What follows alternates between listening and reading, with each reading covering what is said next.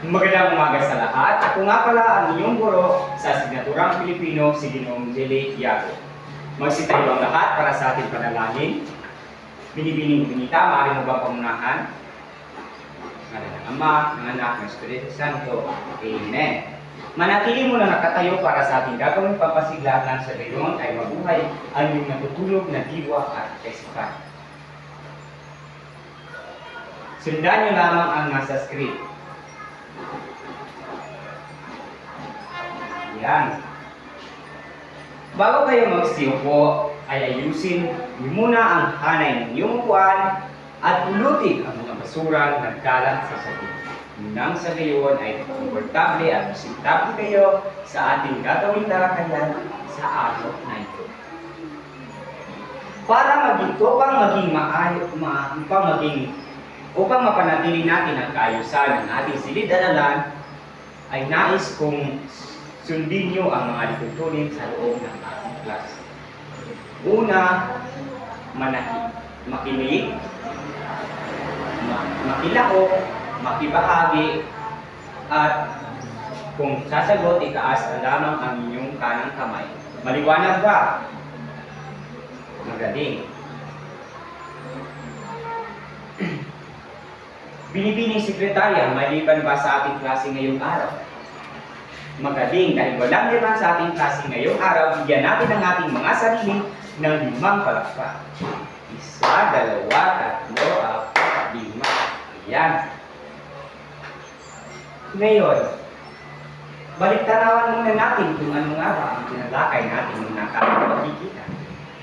Binibining Zoilo, maaari mo bang sabihin kung ano ang tinalakay natin nung nakaraang pagkikita? Tama, ito ay tungkol sa akdang papalitikan na kung saan kasi ito ay kasalayan pasalindilan. Ano nga ulit ang pasalindila? Binibining sibilya? Tama, ang pasalindila ay ang akdang papalitikan na kung saan ang kasalisarin gamit ang big o big. Ngayon, may mga inihanda ko rito larawan at nais kong lukuhin nyo kung ano ang ibig at kakapulugan nito dahil ito ay ituma sa ating tatalakayin sa araw na ito. Binibining istorko, ano ang iyong napansin at mailalarawan sa unang larawan? Tama, ito ay ang ipiko na biyarunaan. At sa pangalawa naman, Ginoong Iago, ito ay bugtong.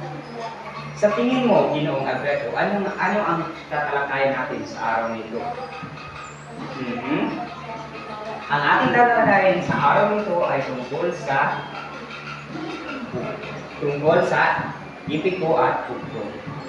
Bago yan, nais kong nangilahad sa inyo ang kayunin na nais kong makabit sa ating pagkatapos ng ating talakayan. Una, na isa-isa ang mga uri ng ipiko at bugtong. Pangalawa, nakakapagsasadula ng halimbawa ng ipiko. Ang pangatlo ay napapahalagaan ang ipiko at bugtong bilang parte ng ating kultura.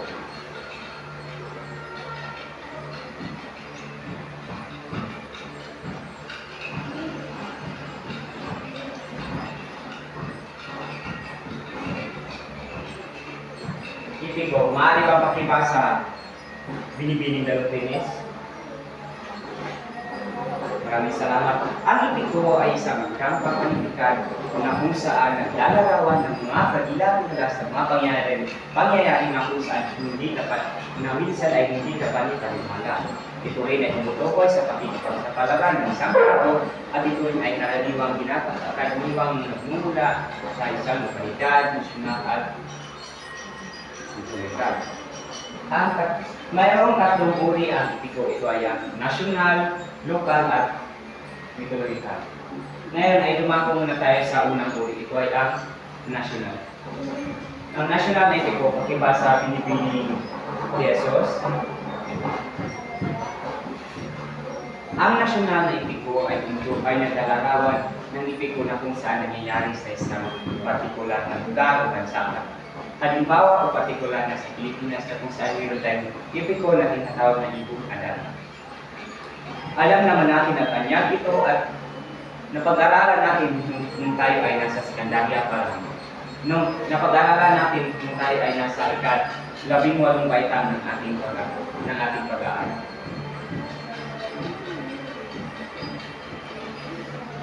At ang pangalawa naman ay ang lokal na mitolohiya. Ang lokal na mitolohiya, pakibasa Binibining Alibo. Okay, maraming salamat. Ang lokal na mitolohiya ay naglalarawan ng mitolohiya na kung saan nangyayari sa isang partikular na lokalidad, partikular na lugar, na kinabibilangan ng isang bansa, Magbigay ng halimbawa ng lokal na epiko. Ginoong Manyado. Tama ang real nila ang sa Bugaw. Isa pang halimbawa, Binibining Dona. Tama ang epiko ng Visayas na kung saan ay ang Maritas.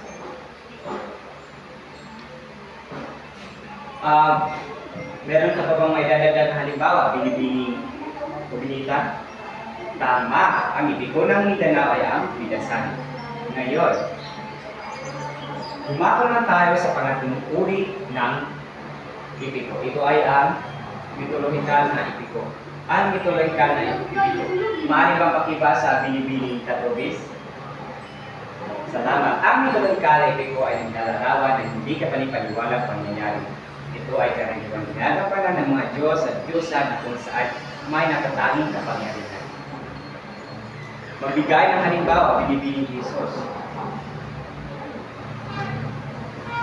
Tama, ang epiko ng Hiliwano. Ngayon, may natutunan ba kayo? Kung may natutunan ba kayo sa tinalakay natin sa epiko? May mga katanungan pa ba kayo? Wala na. Kung ngayon, ay dumako naman tayo sa bugtong. Ang bugtong ay isang uri ng pagsusulit o palaisipan na kung saan binibigyan ng pangungusap o tula ang isang bagay at ang layunin ay hulaan kung ano ito batay sa pinag-prowating information. Ang bugtong ay isang uri ng palaisipan na kung saan naglalarawan ng isang bagay o isang buo o isang tao. Ito ay karaniwang ginagamitan ng mga masisipipag lalarawan at ito ay naglalayo o nagnanais na ihulaan ang isang bagay. May apat na uri ang bugtong. Una, at ating itong himay-himayin. Una ay ang pampanitikang bugtong. Ang pampanitikang bugtong ay tumutukoy sa mga kaugnayan ng panitikan, mitolohiya o kasaysayan ng isang kultura. Alam naman natin dito sa ating lugar na kinabibilangan dito sa Pilipinas ay tanyag at mayaman tayo sa mga aktang pambanitikan na patuloy pa rin nating ginagamit o patuloy pa rin nating naisasabuhay sa ating pang-araw-araw at tumulo sa kasalukuyan. Ang pangalawa naman ay ang kalikasan bugtong. Pinipining Maloloyan, maaari ko pang pakibasa ang kalikasan bugtong?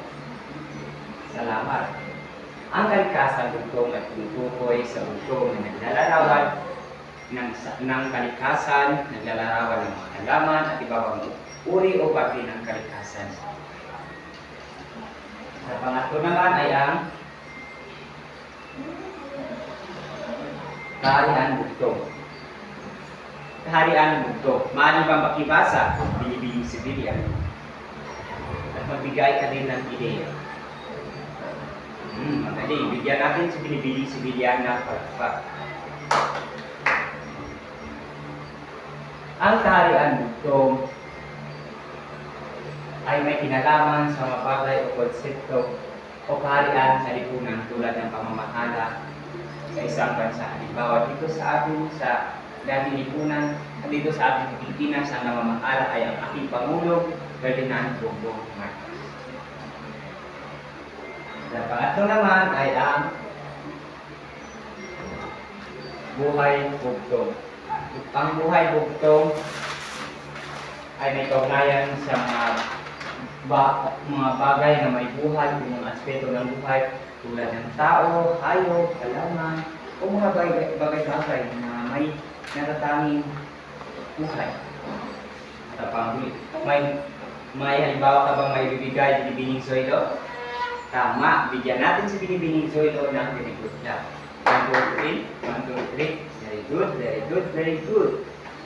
Ngayon, gumagawa na tayo sa panghuli. Ito ay ang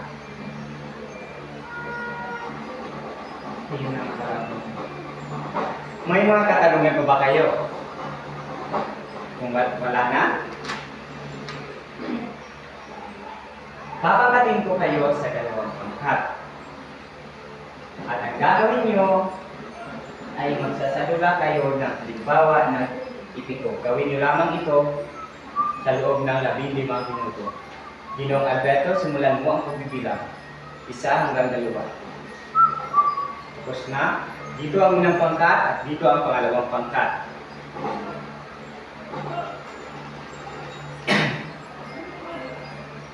Narito ang pamantayan sa inyong gagawing presentasyon o pagsasabugan. Kaayusan sa pagganap, 20 puntos. Pagkamalikhain, 20 puntos. Partisipasyon at pagkakaisa, 10 puntos. Kabuuan, 50 puntos. Ang inyong 15 minuto ay nagsimula. Tapos na ba? Okay. Unang pangkat, magsimula na magpresenta. Magaling. Bigyan natin ng very good clap ang unang pangkat. 1, 2, 3, 1, 2, 3. Very good, very good, very good. Ngayon, tungayan naman natin ang pangalawang pangkat. Magsimula na magpresenta pangalawang pangkat. Maghusay, pangalawang pangkat. Bigyan naman natin sila ng Jollibee Club. 1, 2, 3, 1, 2, 3. Bida ang saya. Okay, ngayon. Ano ang inyong natutunan sa ating ginawang pangkatang gawain? Sa unang pangkat, natutunan nyo ang pagkakaisa at pagbabahagi ng mga ideya at pagbabahagi ng mga kaalaman ng ideya ng iba. Natutunan nyo rin na maging responsable. Sa pangalawang pangkat naman, natutunan nyo ang pagkakaisa at pag-uunawaan at pagkakaintindi. Magaling. Ngayon, may mga katanungan pa ba kayo? Wala na? Okay. Kung ganoon, ako ang magtatanong. Binibining soilo, ano nga ba ang 3 uri ng ipiko? Tama! Ito ay ang nasyonal, lokal, at historical. Bigyan natin sa binibining soilo ng very good clap. 1, 2, 3, 1, 2, 3. Very good, very good, very good. Ginoong Maniago, ano naman ang 4 na uri ng ito? Tama, ito ay ang kalikasan bugtong, buhay bugtong, historical bugtong, at bigyan naman natin siya ng very good clap. 1, 2, 3, 1, 2, 3. Very good, very good, very good. Ngayon, kumuha kayo ng isang 4 na papel at sagutan ang aking mga katanungan. Babasahin ko lamang ito sa loob ng 2 beses. Bilang 1, bilang 2, bilang 3, bilang 4, bilang 5. Ayan. Dahil kinulang tayo sa oras, mapakipasan ng papel dito sa harapan. Dahil kinulang tayo sa oras, ako na mismo ang magwawasto nito.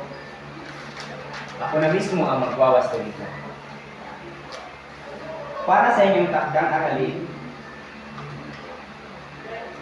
kunin ang inyong kwaderno at isulat ang nasa harapan. Magsaliksik kayo ng iba pang uri ng bugtong at ipiko. At isulat ito sa isang buong papel. Maliwanag ba? Okay. Inanyayahan ko ang lahat na tumayo para sa ating panalangin. Pangwakas na panalangin na pangungunahan sa atin ni binibining ni Jesus. Sa ngalan ng Ama, ng Anak, ng Espiritu Santo. Amen. Paalam at maraming salamat, class. Paalam at maraming salamat po, Ginoong Yago.